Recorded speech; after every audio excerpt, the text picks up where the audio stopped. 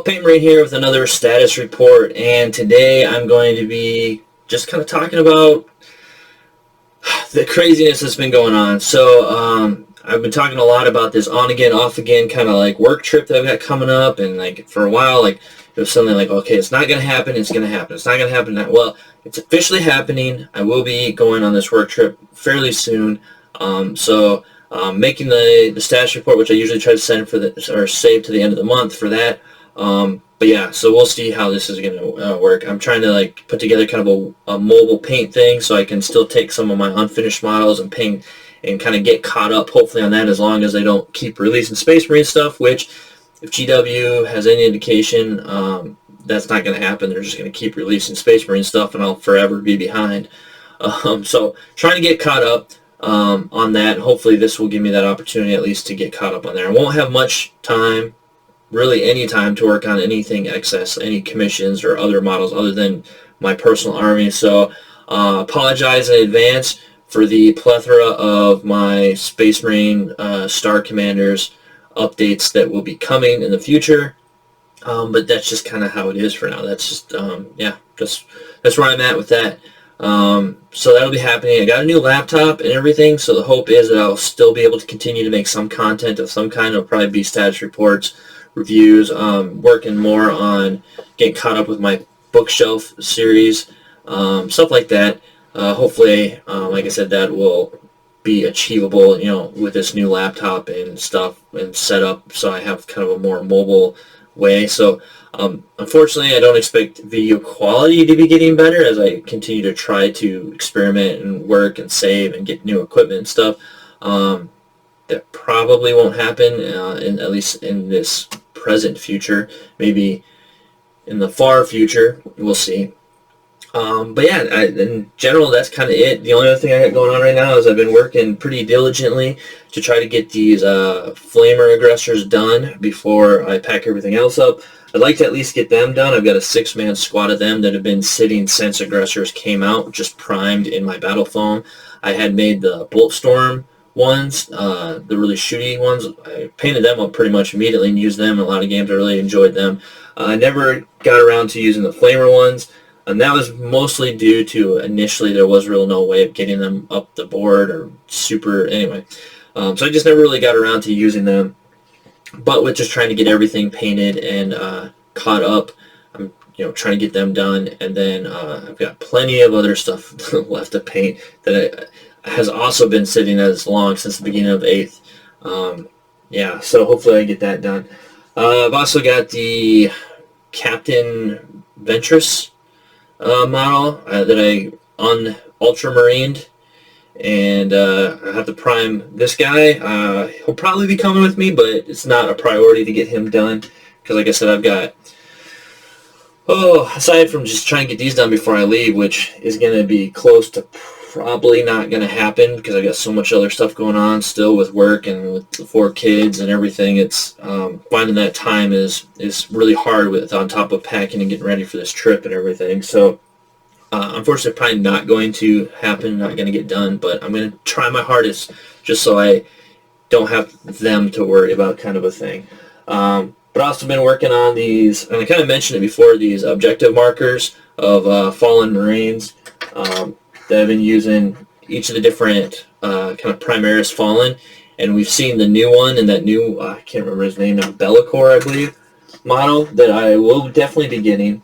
And then I'll have 5 Fallen Marine markers, and I'm trying to think, I was like, I could wait for a 6th one, but I'm thinking for at least objective marker number 6, I might make kind of like a standalone standard, like a standard of my chapter, just like someone stuck in the ground and it's kind of tilted to the side, like, they fell in battle, and like the standard is out there ready, to be, it needs to be recovered and collected. So I think that might be a cool one to use for objective marker number 6 or whatever objective marker. It'd be either 1 or 6, probably 6 though. And yeah, and then I'll have the other 5 Fallen Marines for the other objectives. So I don't know. I think that it's a cool idea. It's kind of like I said, like now I have a bunch of parts and things though of Chaos Marines I don't really need. But yeah, other than that, I finally got my Pariah Nexus box, which I was really on the fence about buying because there's not really much else, and I've been kind of getting out of Kill Team and stuff like that.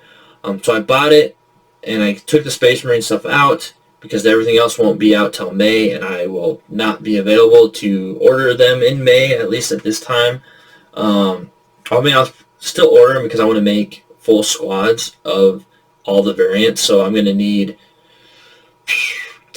They come in boxes of 5, and I'm going to need 10 squads. I'm going to need 2 squads and 5, so I'm going to need, what is that, 10, 20, 25 more, and that's 5 in a box, so I'm going to need 5 more boxes. I won't be ordering those right off the bat. I mean, I can only imagine what the cost is going to be and all that. So anyway, I got them so I could at least get 5 built and take those on the trip with me as well and try to get them painted at some point. Issue though, so I decided, like, I don't know if I'm still on the fence about the kill team stuff. I want to have, like, the rules at least to then use the models I have just to throw some kill team stuff together. But at this time I'm still kind of like, let me just focus on my stuff. So I put up the whole rest of the box, everything else in the box up for sale, and have not really gotten any bites because I feel like anybody else that already wanted the stuff out of there has priority got it, because mine came way late because I pre-ordered it from Games Workshop, but everything has been coming like a week or two later, and I actually got this sooner than I expected. I got it just yesterday, the 17th. But by then, like, I've seen everybody posting stuff all over the place, So anyway, I posted. I mean, it comes with everything, rules, the terrain, all that, for what I thought was a reasonable price, and it included shipping. So I don't think a lot of people factor in. Unfortunately, it's like a lot of these trading groups and stuff now, they'll say, like, if you don't agree with the price, don't comment, just move on. And instead what they'll do is they'll laugh react, like, oh, you're charging way too much for this is ridiculous. And honestly, I think it's a fair price with shipping included. Like, basically, the shipping is built into the price there, and it's only in the States that the shipping is included, because I found recently shipping anything overseas, and really my only experience is a few things that I've sold and shipped over to the UK, has become immensely expensive. And I don't know if it's because of Brexit or whatever else, but not just for me, but for the person on the end, because I guess they're getting hit on that end with a VAT tax. Value added tax, I guess is what it is, which I don't really understand how that works exactly, to the point where now I basically just don't ship overseas, because if the person happens to be from the UK, then I'm already, the last thing I sent wasn't even a huge thing. It cost me $75 to send, and it wasn't like a heavy, crazy anything, but because of that, it cost $75 for me to send it, to which they said, oh, well, I'll send you a couple extra to help cover some of that cost, and they never did. I didn't expect them to. I just sent them, like, whoa, man, like this, because I only charged them, like, I don't know, $15, $20 maybe for shipping, thinking that's what it was going to cost, and based on past experiences, that's about what it's been. But it was so hugely, I was like, whoa, and I like sent him a picture of the receipt and everything. He was like, oh yeah, man, never happened.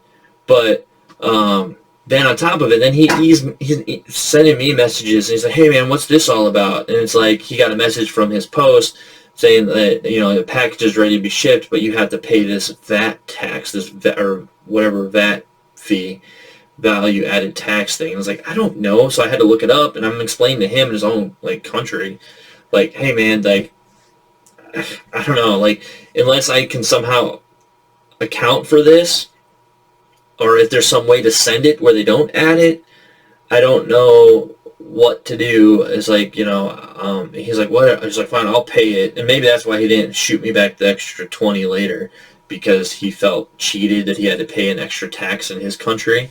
So I took a huge loss on that sell anyway, because aside from what it cost to what it cost for me to ship it, I only got, like, I don't know, it was like $25-$30 back of my initial investment of 100 and something. Well, it was way more than 100. I mean, the value, it was 2 terrain pieces that are no longer in production by Games Workshop, and I sold them at a very reasonable price, to the point of I sold them for retail price, and they're going for well, at least one of them is going for like double the price that it went for originally. And so the guy jumped on it immediately because it was a good deal, and yeah, I got the raw end of that deal for sure, unfortunately. yeah, so unfortunately, I just kind of going forward as far as like as I sell things that I don't need anymore, it kind of limits where I can sell to strictly the U.S., which generally I find takes longer to sell because um, I don't know, people overseas definitely jump on stuff, especially because their money lately is worth more than the American dollar because we just print money off like it's cool, like whatever. So they get it kind of for cheaper anyway for them. And then again, here in the States, like people, I don't know, I've had this argument all the time, or not argument, but this constant like barter, like I don't want to say bartering, just people trying to lowball you all the time. And I get everybody wants the best deal, but at the same time, like I can't take a great loss on things, and I'm already selling things. Like I never inflate anything when it comes to price. I sell it for either what it originally was. If it's like new in box, even I'll even knock some dollars off of there, just to get it to sell. So whenever I sell stuff, I'm usually always taking a loss. Like very rarely do I ever really make a profit on anything. And then if I have something built and painted well, I'll usually try to ask for like the asking price of what it was because it's it's already built and painted, and I'm not a horrible painter. I'm definitely not top tier, but I think I'm a good enough painter that I can get the original purchase price back for something that I built and painted for someone. And then even if I have the extra bits still kind of somewhat together, I'll even include those in there with them. So if they wanted those extra pieces for something, they can still have them. Most of the time, those bits get kind of clipped off and thrown into my bits pile. So it's kind of next to impossible usually to include those, but when I can, I do.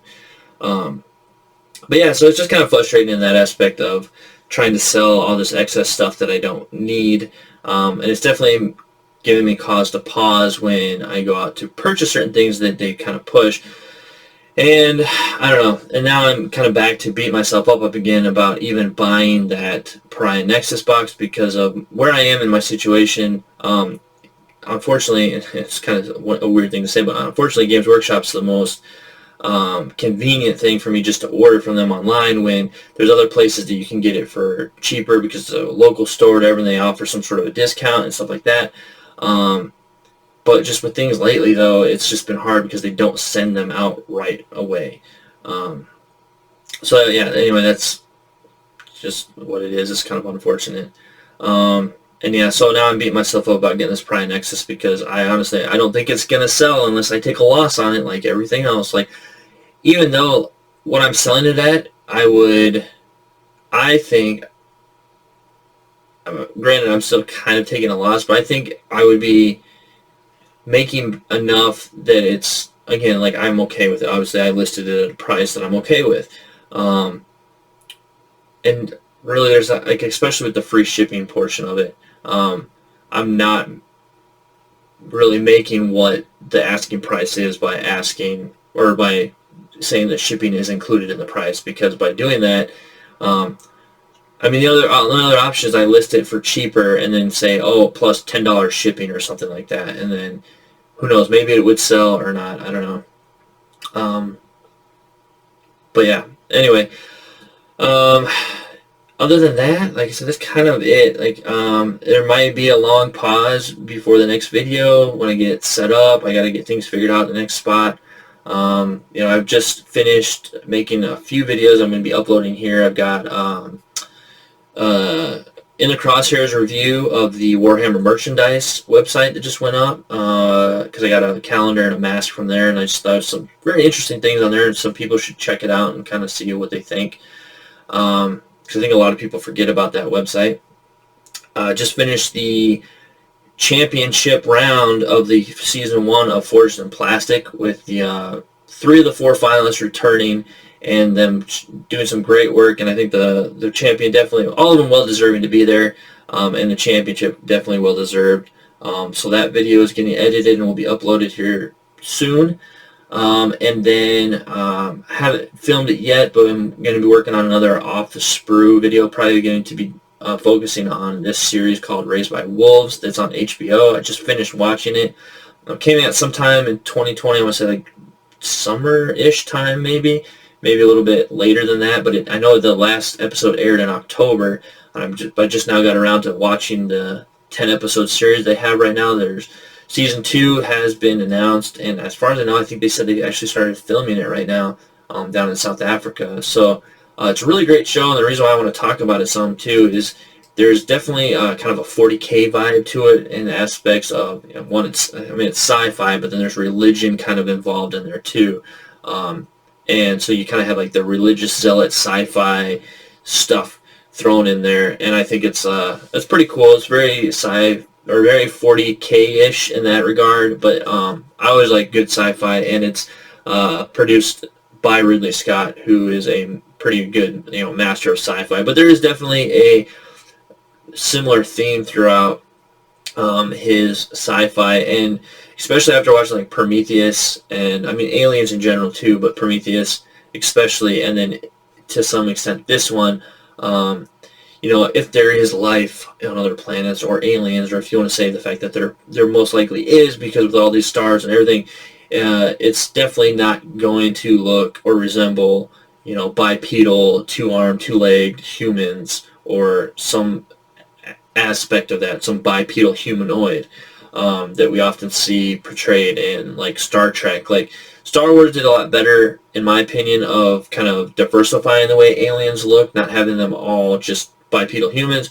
And I get, from a budgetary standpoint, it was a lot easier for Star Trek just to slap a different kind of, prosthetics and makeup on somebody and call them a whatever kind of humanoid. But for the most part, they all have 2 arms, 2 legs. That's the standard model for most of the aliens in Star Trek. So anyway, throw together a little something with that too. So and we'll see where that goes. I definitely, like right now, a lot of the off the sprue videos are, like I said, very Lego centric, as I've been getting back into that hobby with my kids. They've been getting older. And I don't expect, I have one more video I want to make that's kind of Lego topic of that before I head out on a work trip. But then after that, I'm not going to be like getting sets or anything while I'm on my trip, as far as I know. Just from a logistical standpoint of like, then I have to lug around all these Legos and stuff, and that's just not going to be the most conducive.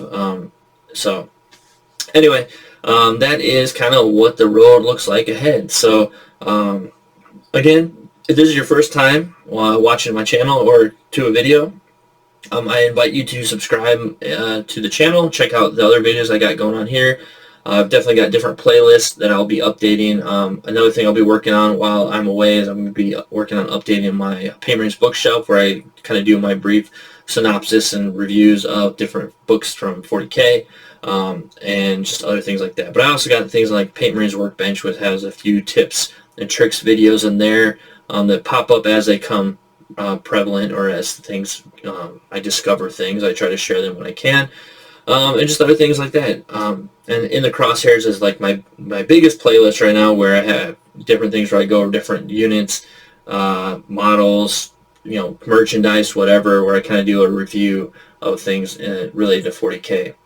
And with that, I want to also mention there is another Warhammer preview this Saturday that I'm going to try to do a live stream with reaction, watch along.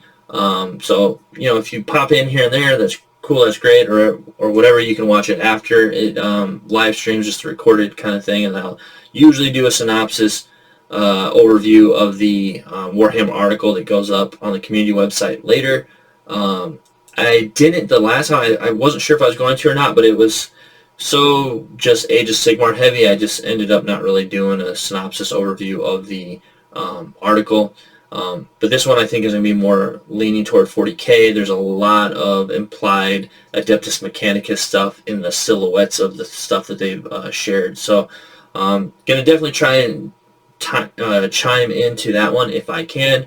But we'll see. Saturdays can be pretty busy with the kids. They all have different activities and stuff going on. So we'll see how that goes. So again, thank you for watching, and until next time.